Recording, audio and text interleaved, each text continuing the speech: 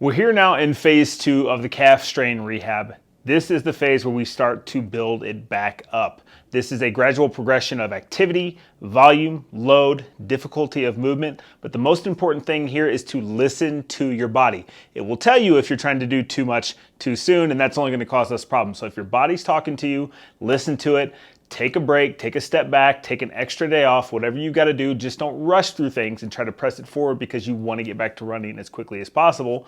You have to listen to your body, give your body time to adapt and build it back up.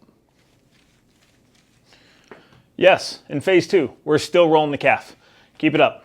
When we're working through a calf strain, we're typically also dealing with tightness of everything else in the lower leg, which decreases our dorsiflexion and our plantarflexion in our ankle. We need those movements when we get back to running so we don't have a compensated gait pattern. So we want to work in some dorsiflexion work and some plantarflexion work. So the one I like for dorsiflexion is just a dorsiflexion lunge. We're going to keep the heel down on the ground and we're driving our knee over our foot, trying to get as much motion as we can here in front of the ankle. You will feel a little bit of pulling in the calf. That's okay. Don't force it too much, but you might feel tightness through here and you might feel a little bit of a pinch or pressure here in the front.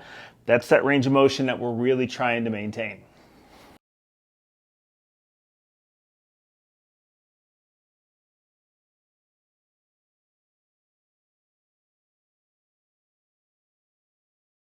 Plantar flexion is just the opposite. I like to put my feet on a pad and then just sit back. Again, you'll feel a little bit of pressure in the front of the ankle. You might feel a little bit of a pinch on the Achilles side, but just kind of work in and out of this position. Just a tolerance so you can control this. You don't have to sit all the way back if you don't have that range of motion, but over time, you'll get nice opening on the front of that ankle and top of that foot for better plantar flexion.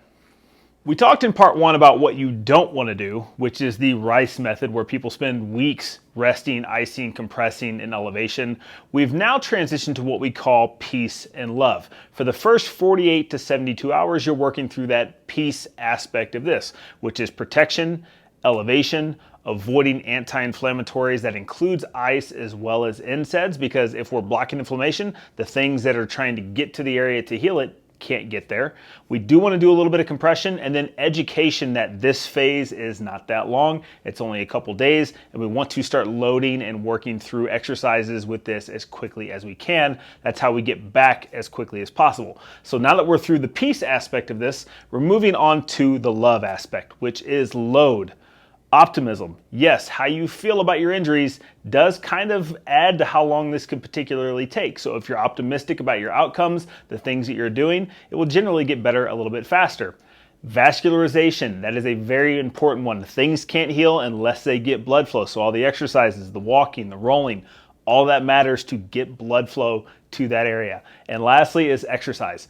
All the injuries we experience as runners are going to be rehabbed and getting back to running through exercise, gradually building that back up, loading the tissue, listening to your body, like I said before, and progressing when necessary. Once you start to feel like your balance is improving, you want to make it more difficult. And you can do this in many ways. I'm standing on a balance pad. You can close your eyes. You can start moving weight side to side. Just anything that you can do that is going to make those stabilizers kick in even more and challenge your balance.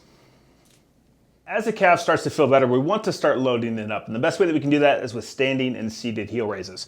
We're going to start pretty basic though. I only want you to come up and down to a flat ground. We don't want to go into that dorsiflexion where you'd be doing calf raises off a step. We just want to go up, down, try to shoot for getting to 50% of your body weight. After that feels good, go up from there. For the seated variation of the calf raise, we want to get the heaviest thing we can get on our knee and move up and down nice and slowly. Again, just going to the flat floor, not quite going into dorsiflexion yet with these heel raises, but we just want to start moving some weight.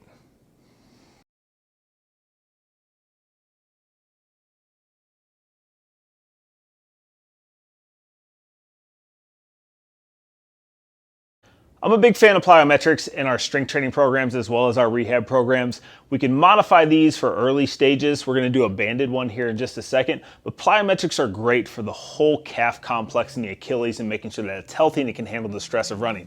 So with the banded options, you're just going to put it over something high, you're going to pull down, and then you're just going to hop. And this takes a lot of pressure off. What I want you to do with each hop is pull your toes up. Once you get confident with the banded plyometrics, we're gonna move into just a basic pogo hop. We always keep the reps low here. We wanna focus on our form, getting quickly off the ground, bringing our toes up with each hop.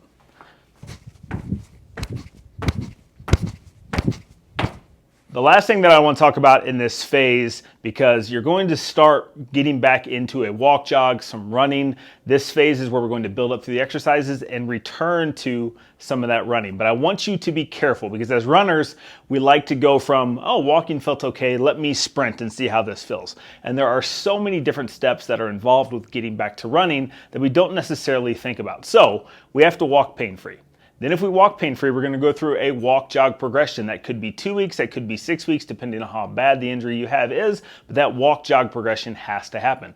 From there, we are returning to running. Basic running. We're not back to what we were doing before, we were back to basic running.